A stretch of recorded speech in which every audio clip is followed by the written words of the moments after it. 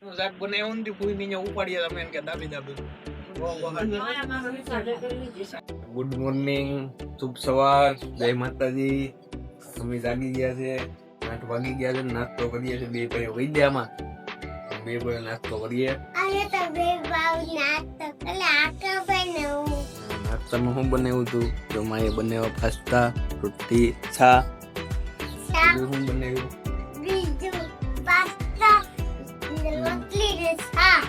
ગઈ નિશાળે ભણવા, તેને લેવા જવાની છે. અમારે જવાનું છે અમારા ફૂઈની ઘરે. અમારે મારી બેન છે ઈ ફરવા ને એને લેવા જવાનું છે. અમારે તો ફૂઈની ઘરે જવાનું છે. અમારે ચાર થઈ ગયા.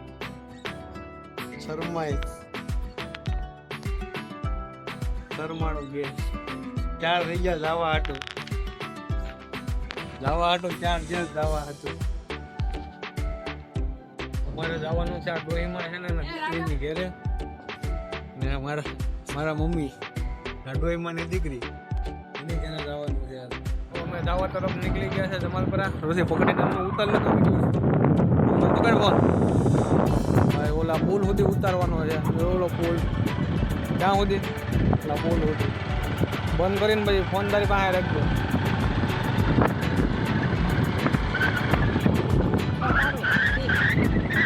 તો મારી નાખું ને.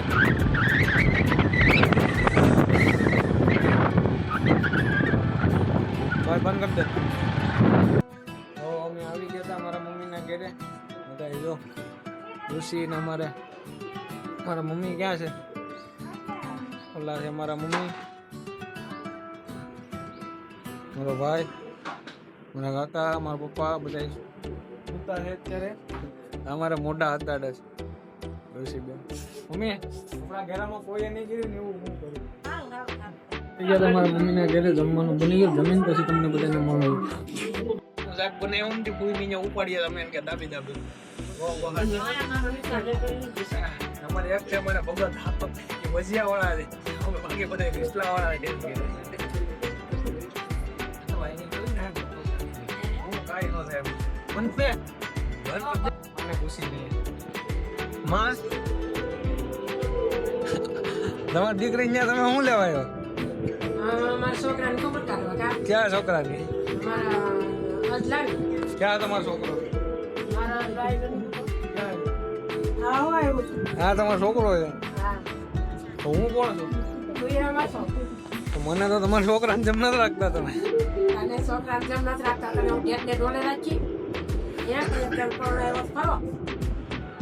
મારા લગ્ન ખબર લેવું જ નહીં.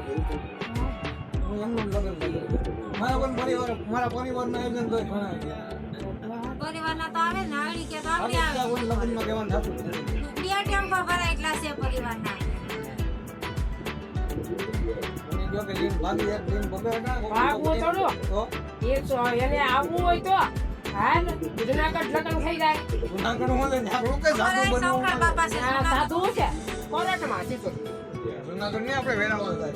ભલેની વેરાવળ થાય છે. વેરાવળ હાજર થઈ જાય લઈ ત્યાં બાકી છે એનું શું કરવાનું? વેરાવળ છે જોડ હા અજય બાકી છે. હા જે તો નાનો છે ને બાકી છે ને તું થોડો કોઈને પરણેલો છે મને કારણે લઈને આવી તો ઈ તો ત્યાં પાછા હા મમ્મી હાલો વાજ્યા મમ્મી.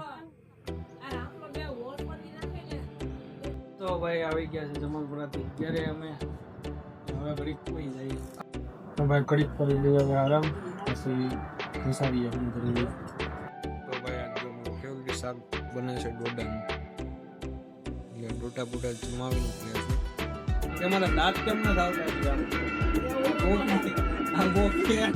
દાંત કેમ ન આવતા? કે તો બધું મારા દાંત કઈ આવી આમ કે આમાં કેમ કે મારા દાંત કઈ આવી છે આમાં દાંત સાઈડમાં. ઈ કઈ દાંત દઈ દે આમ કે આમ બતાય તો ખરા દાંત જેવા મોખા.